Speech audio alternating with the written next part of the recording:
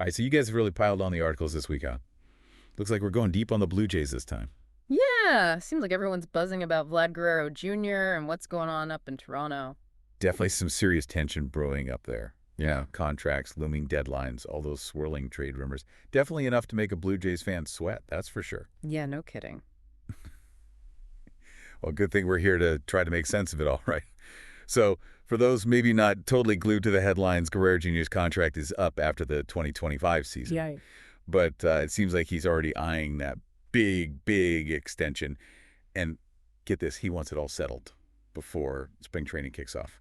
Which is, February 18th, like right around the corner. yeah, super soon. Not time to waste. So that begs the question, will the Blue Jays be able to lock down their slugger, or are we going to see this drag out? Maybe even, risk him walking away in free agency. Nobody wants to see that. Right, and that's the million-dollar question, literally. Literally, yeah. Okay, so let's dig into what we know. First off, what exactly is Guerrero Jr. asking for here? I mean, we're hearing some pretty eye-popping numbers. Yeah, we're not talking peanuts here. Reports say the Blue Jays have already put a hefty $340 million on the table. Okay, that's Alex, a good chunk of change. that's a lot of money, but Guerrero Jr. wants even more.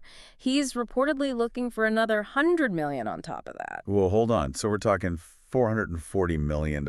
You got it. I mean, that's a whole different stratosphere. It almost feels like a power move, more than just about the money itself. No, absolutely. Yeah. This is Guerrero Jr. making a statement. He's saying, I'm worth it. I'm betting on myself.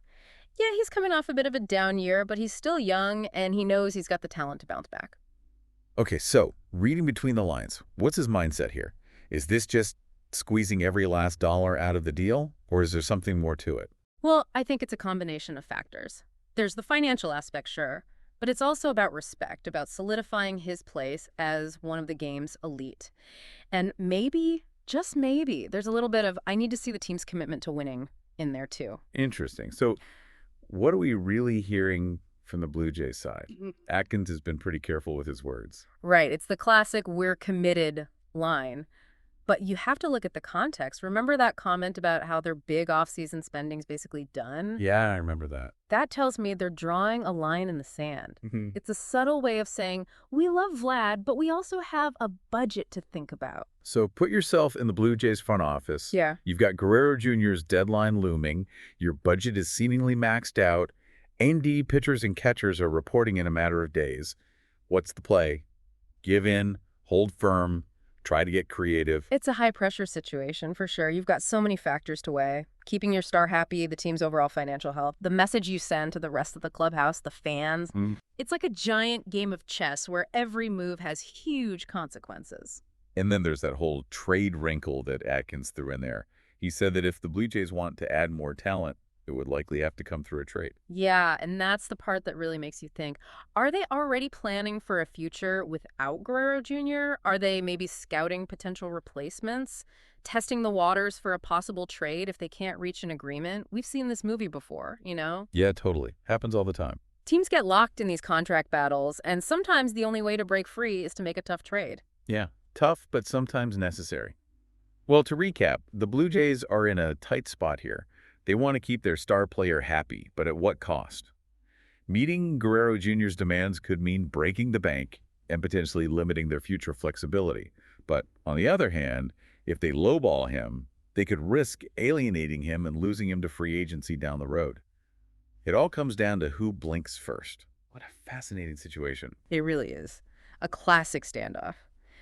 And it brings us back to our listeners. If you were sitting in the Blue Jays general manager's chair, what would you do? Would you meet Guerrero Jr.'s demands, hold firm, or try to find some kind of compromise?